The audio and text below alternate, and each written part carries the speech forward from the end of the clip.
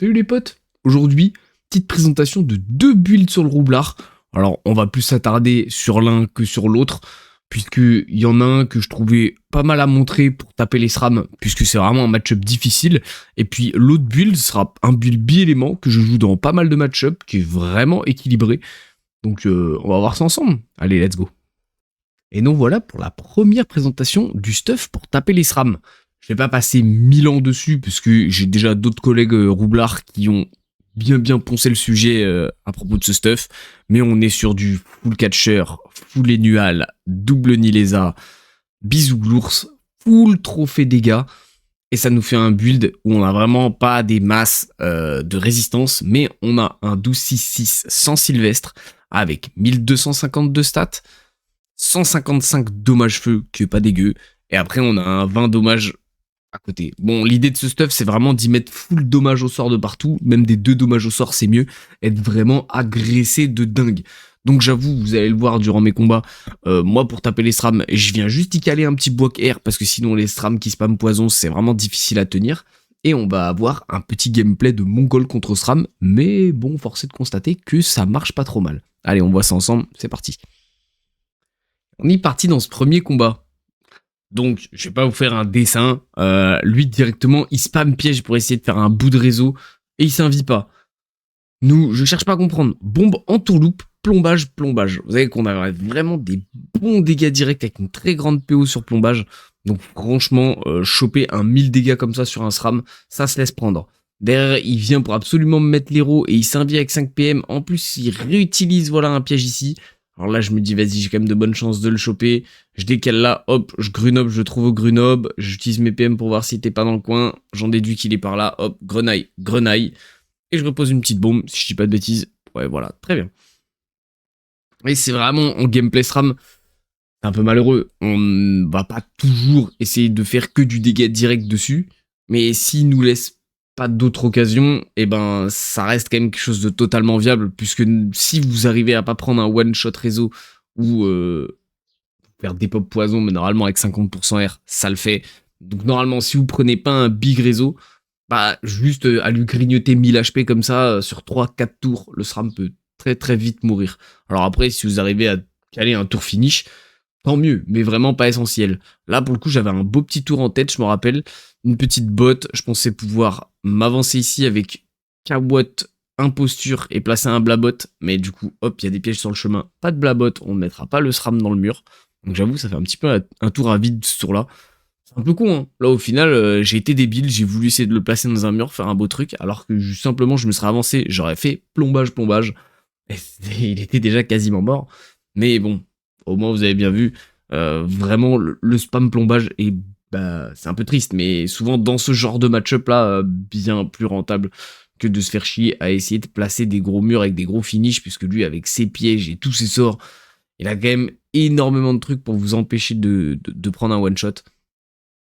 Donc c'est pas grave, hein. Franchement, moi je me dis j'ai de l'érosion, je recule, c'est pas grave si je dois temporiser un petit peu les dégâts.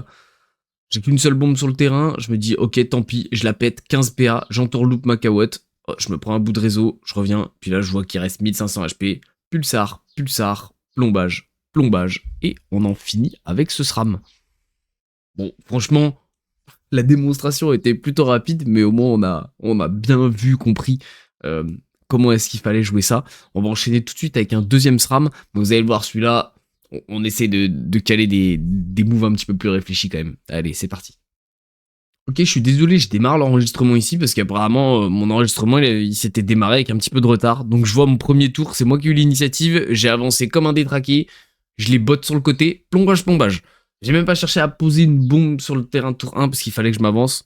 Donc voilà, j'ai call mon premier tour parce que sinon, désolé pour l'enregistrement, on fait avec. Let's go. Donc notre petit SRAM qui joue son tour 1, il vient me placer de l'érosion instant pour 5 vies. Donc bah là je me dis, lui il a bien utilisé ses PM, j'ai peu de chance de le trouver, je fais quand même un grunob autour de moi car j'avoue les SRAM aiment bien se mettre pas très loin de moi. Voilà, j'essaie de déclencher des pièges en fait avec mes bombes, hein, tout bêtement, parce que je sais que, comme je dis, mes bombes, elles sont là sur le terrain plus pour mettre une pression, déclencher des pièges qu'autre chose. Parce que j'ai pas gardé la souris trop sur lui, mais il a un stuff plus ou moins similaire au mien. Lui, il est en air catcher. Donc, il a pas énorme de raise non plus. Hein. Il a un 20% de raise avec de très gros dégâts. Donc, ben vas-y, hein. Nous, on setup. J'ai pas énorme de trucs à faire, hein. Franchement. Ouais, je setup mes petites bombes en essayant de rester en vie. Mon 50% va bien m'aider. Et là, je me dis, ok, là, je vais me faire bloquer. Je vais avoir un tour un petit peu puant, entre gros guillemets. Et je me dis déjà, si j'arrive à caler un double plombage, pardon, ce serait vraiment pas mal. Je réfléchis, oui, je peux stratagème ici. Imposture, ça met le double dedans. Là, je vois, il me manque un P, enfin un PO pour pouvoir aller le choper. Qu'est-ce que j'avais d'autre sous la main? Je crois que je continue de setup malheureusement. Hein. Ouais, voilà, ça pose une botte. Et ça régène. Ah, j'ai un peu bégayé. Hein. Mais en vrai, j'avais pas énorme de tours à faire avec ce manque de PO. En vrai, ça l'a mis bien dans ce tour. Hein. Franchement, il arrive à replacer tous ses poisons. Mais là, j'ai tout. En vrai, j'ai tous mes intervalles de relance, ils sont revenus. Et là, très honnêtement, je m'en souviens, je suis plutôt content de mon tour. Je me retrouve avec ce setup-là. Ouais, ce setup-là. Je me dis, ok, est-ce que j'ai pas moyen de lui caler un tour? Je vois que je peux arriver jusque devant lui là-bas. Donc je décide de bot ici sur le teco, de péter ma bombe. Là, j'ai plus beaucoup de temps, je réfléchis, je pose, hop, j'ai même pas eu le temps de dernier souffle, mais en vrai, si ça tuait pas, au moins j'étais safe. Mais derrière, il prend une énorme explosion avec un gros mur. Franchement, le move était plutôt cool. J'en étais plutôt content. Bon, certains diront, ouais, c'est une entourloupe blabot, mais il fallait quand même que je pré-shot une démontation, une bot à l'avance, sinon ça rentrait pas. Puis il était toujours content de win un SRAM. Bon, voilà pour ces deux petits combats avec le stuff animal, le petit bois qui va bien pour gérer les SRAM. Alors je dis pas que à très haute cote ce sera ce qu'il y a de plus efficient, mais franchement ça marche plutôt bien. Et puis on part tout de suite pour les deux petits combats en bi-éléments. Let's go. Et on se retrouve pour la deuxième partie présentation de stuff. Alors ça sera plutôt pour le bi-élément feu-eau. Alors vous allez voir qu'on n'a pas des stats incroyables, mais franchement c'est largement suffisant une fois que vous arrivez à setup des beaux tours. Puis à côté on a quand même pas mal de bons petits points sur ce build qui font une bonne différence. Donc on va voir ça ensemble. On a un 12-6-5 sans Vulbis. Donc franchement ça c'est très agréable. Avec à peu près 1000 de stats. Un peu moins mais avec la puissance on s'accorde là-dessus. On a une très bonne fuite qui nous permettra de détacler vraiment pas mal de choses. Ça, vraiment, ça fait une différence de fou. Un 60 retrait PA, qui est pas exceptionnel, mais ça se laisse prendre. Et franchement, il y a beaucoup d'adversaires qui ont même pas 60 d'esquive contre Roublard, donc ça passe très très bien avec notre build feu haut. Un petit 130 de dommages en chance et en intelligence, pardon. Et après en résistance, on a cheese un petit peu les res R, parce qu'on va vraiment pas beaucoup croiser de déni R en colis quand on est Roublard. Pareil pour les hauts, mais j'avoue qu'on a quand même un 20-31. On pourrait essayer d'adapter un petit peu pour choper légèrement plus de res R, mais très honnêtement, ils sont quasiment tous feu. J'en ai croisé certains terres, donc on a adapté le build comme ça pour avoir un minimum de res haut et un 45% terre-feu avec le retrait PA. Donc c'est pareil que ce soit pour Yop, pour Steamer, pour Eniripsa. Et du coup, ça va être trois classes où on a petite chance de les avoir haut, grande chance de les avoir terre ou feu, et très peu de chance de les avoir air. Ou alors on peut croiser certains steamers air, mais ça reste rare, ils sont déjà quasiment tous terre. Enfin, vous avez bien compris le principe. On passe aux deux combats Yop et Neripsa. Let's go. Et donc on démarre avec ce petit Eneripsa. Alors le principe du mode BLM, alors, certains le jouent pas comme ça, mais vraiment moi je veux agresser le plus possible. J'ai pas énormément de stats, j'ai des bonnes raises, mais je sais pertinemment que si je commence à setup trop longtemps, à me faire clean des bombes, etc., je vais clairement pas tenir très longtemps. Il faut vraiment que j'arrive à prendre le plus de dégâts possible. Je fais un petit mur, on voit, hein, ça fait du 600, hein. Mais faut au moins que je lui garde une pression constante, de sorte à ce qu'il ait envie de me fracasser la tête sans clé de mes bombes, entre guillemets, pour que je puisse lui rentrer un tour. Alors là, je vois que je suis déjà à 9 PA. Est-ce que je peux rentrer un tour? Je me dis tant pis, il n'y aura pas de mur, mais je peux quand même faire une triple explosion avec seulement 8 PA. Hop, entourloupe, aimante, dernier souffle, je pète tout. Il reste 300 HP, mais je veux un ivoire.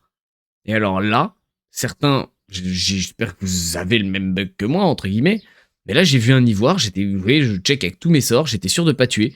Puis en fait, j'envoie un sort et il y avait pas d'ivoire. C'était juste un bug d'affichage. Donc bah, voilà. On a T3 cet énirip là avec le mode bi-élément.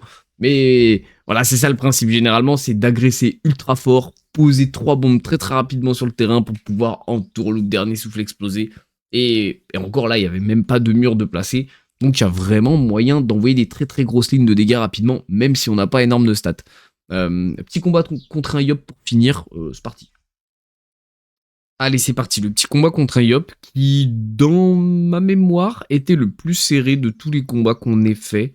Après, le combat contre SRAM n'était pas évident non plus, le dernier avec le beau move, mais je crois que celui-là, il m'a fait bégayer un petit peu. Il est feu, donc ouais, c'est vraiment les grands classiques hein, en Yop contre Roublard. Généralement, c'est soit terre, soit feu. Ça peut arriver que ce soit eau, mais c'est plus rare. Et on voit il prend vraiment pas des masses de dégâts. Hein. Et en plus, il a un petit peu d'esquive PA. Donc là, je vois, j'arrive à placer 500 dégâts dans le tour, 700 dégâts dans le tour en le mettant dans un mur. J'arrive même pas à lui enlever un PA. C'est un peu maigre comme dégâts. Là, il vient pour me mettre des bons dégâts suivis de double épée destructrice, sentence, tempête si je dis pas de la merde. Voilà, comme ça, il clean ma bombe. Est-ce que je crame mon entourloupe maintenant? Je crois que c'est vraiment pas ce que j'ai de mieux à faire. Ouais, voilà, hop, je le remets dans un mur haut. Je le prie pour faire du retrait, en fait, et je retrait quasiment que dalle. Donc là, ça va, je lui ai pris un -2 dans le mur. Malheureusement, je lui ai pas repris -2 avec la resquille, sinon il aurait été à 5 PA. Ça aurait été vraiment cool. Là, il décale. Malheureusement, il serait resté par là, j'aurais eu le finish.